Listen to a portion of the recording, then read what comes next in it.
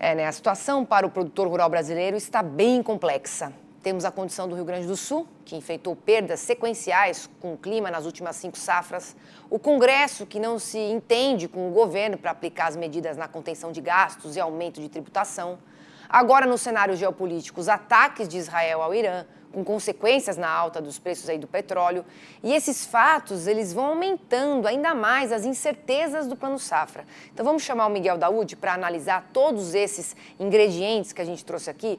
Daoud, falta de dinheiro, instabilidade externa, desentendimento entre Congresso e governo, tudo isso pode ser prejudicial para o lançamento do Plano Safra 25-26? Você acha que está na hora do setor pensar em formas no mercado de capitais para financiar a produção rural, assim como o presidente do Banco Central recentemente disse que é uma situação, um instrumento que o BC tem estudado? Qual que é a alternativa, Daoud? Bem-vindo. Obrigado, Priscila. Boa tarde a você, boa tarde a todos. Pois é, Priscila, esses pontos são cruciais, né? No destino, eu diria, do agronegócio brasileiro, porque o agronegócio ele tem um ciclo muito longo, principalmente soja, milho, o próprio café, o algodão, e requer financiamentos. E o sistema público não existe mais, não tem mais condições. Nós estamos vendo ali a questão do Rio Grande do Sul, como você colocou, é algo que eu fico preocupado, fico pensando muito, será que o governo vai fazer essa securitização? Ele nem fala, nem coloca esse assunto. Ele vai emitir os 60 bilhões de títulos públicos para fazer a garantia essa securitização, quando o governo está aí brigando com o Congresso para ver o que fazer em relação à trajetória da dívida. Então, eu acho muito difícil, né?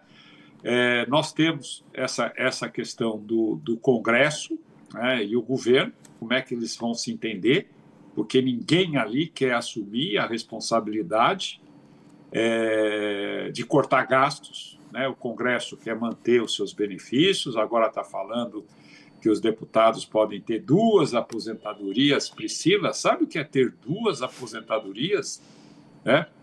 Se ele deixa de ser deputado e vai ser prefeito, então ele vai receber aposentadoria de deputado e de prefeito, salário de prefeito, enfim.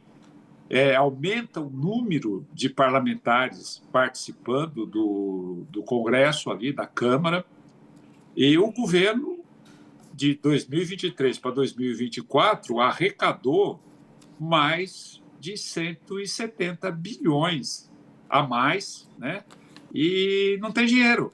Então, quer dizer, o Estado não toma uma medida, o parlamento também não toma uma medida, ficam discutindo, e o Brasil caminhando para esse cenário. E agora veio esse ataque do Irã, do Israel com o Irã, que parece, que tudo indica que não vai terminar logo.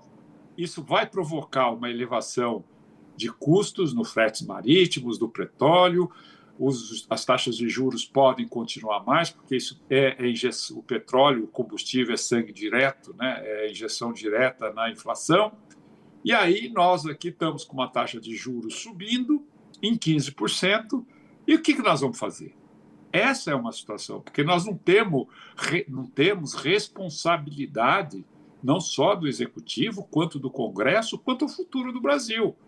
Quer dizer, esse tipo de discussão, você destrói o seu inimigo, só que você também se destrói, né? E isso não dá certo. Eu vejo que as entidades do agronegócio, principalmente CNA, as federações, os sindicatos, têm que se reunir, né, e tentar arrumar uma forma de financiar o agronegócio. O presidente do Banco Central, como você colocou, o Galípolo, ele deixou claro, falou, olha, o Banco Central já está estudando uma forma de financiar o setor imobiliário, que é o setor que mais gera renda no Brasil, mais gera emprego, perdão. É um setor importante para a nossa economia, como o agro também é. Aí o governo vem e taxa, né, a canalização, os recursos que serão canalizados para tanto para o setor imobiliário quanto para o agro, e diz assim, não, não vai aumentar custo. Então, nós estamos vivendo um momento que falta coragem, falta decisão, falta política com coerência.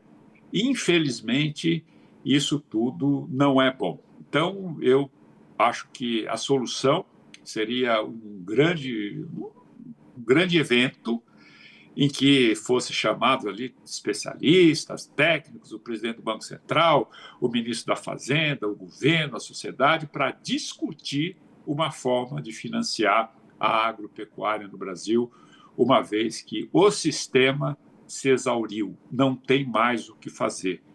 Caso isso não aconteça, milhões, né, eu diria assim, milhões mesmo, de pequenos produtores, todos irão para a rede de proteção social, onerando ainda mais os benefícios sociais, e nós vamos ter mais gente tendo benefício do que gente para pagar tudo isso, porque a nossa economia está realmente indo para uma situação grave, e a leniência, tanto do executivo quanto do legislativo, que não querem cortar o seu próprio gasto, acabam levando a isso, Sim. a uma situação deplorável. Priscila, eu me alonguei um pouco porque a gente precisa dar o recado, Priscila. Sim. Precisa dar o recado para essas pessoas entenderem que eles estão errados. Não é questão de ideologia, não é questão de política, é questão de patriotismo. Se vocês não sabem o que é, procura ler o que é patriotismo. Daúde, inclusive vou convidar aqui os nossos telespectadores para serem leitores também do seu artigo, que está ali na primeira capa ali do Canal Rural, do site, muito bem colocado, né? Para a gente conseguir mudanças profundas, a gente tem que conseguir também lidar com os efeitos colaterais. É preciso coragem, né? Coragem para mudar e saber que talvez isso pode te prejudicar, né, de uma forma ou outra, mas se não for dessa forma, sem ser linha de frente, não tem como, né, Daúde?